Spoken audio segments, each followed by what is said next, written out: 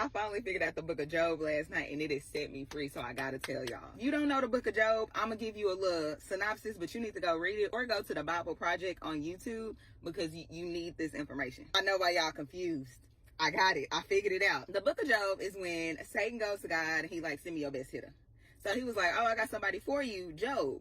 Job has done no wrong. He a righteous man. He's a man of God, and he doesn't deserve suffering. So Satan was like, okay, I'll take your best hitter. I promise you I can get him to like rebuke you, whatever the case may be. God already like, I already know Job ain't going for that. So Satan then performs acts that causes Job to suffer.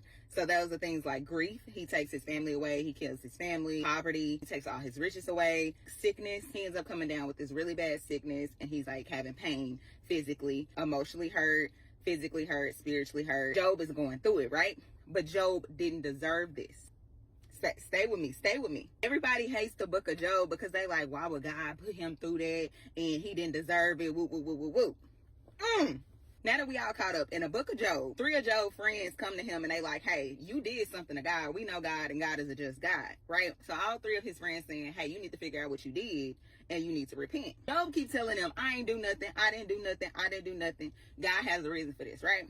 At the same time, Job is praying constantly. Even though he's going through what he's going through, he's praying, he's angry, talking to God about it. And he's saying like, God, why would you do this to me? I don't deserve this. I'm not understanding. I'm going to make a couple points. God lives in eternity. Whatever happened to Job had already happened, which means God had delivered him out of it when he made the decision to put him in it.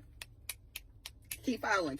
It gets better. That means if God is a just God, he knew that him going through the suffering will be better for him and everybody else around him than him not going through it. Because God isn't going to do anything that's not going to prosper you, especially if you are righteous. God has already told us this. We know the fruits of the Spirit: love, joy, kindness, gentleness, self-control, faithfulness, long suffering. Against such things there is no law. You will never suffer because you deserve it. I need y'all to get that before we move forward. You will never suffer as a punishment. Suffering is not a punishment. That's a fruit of the Spirit. I'm still not finished. Now going forward, when you're going through anything that causes you to suffer, I don't want you to ever think God is putting me through this because of what I did to such and such. I deserve this. I'm going through this pain because this, that, and the third. It don't work like that. That's not how you get punished at all. By the end of the book of Job, God reveals himself to Job, and he's like, hey, Job, you saying all this stuff and you don't deserve this, that, and the third, but your perception in your mind can't comprehend why you would go through suffering. You can't see what I can see. You don't see how this suffering affects everyone around you.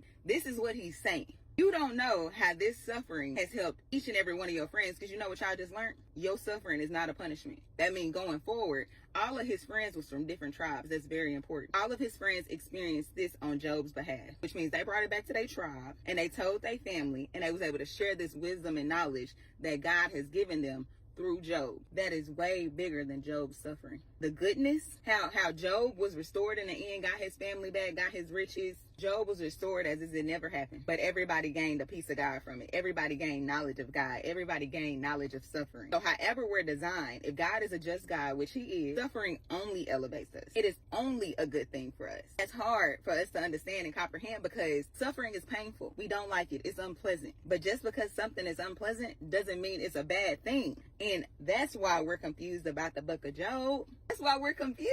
Because we're like, bro, it's painful. That don't mean it's not a good thing for you. Have you met us?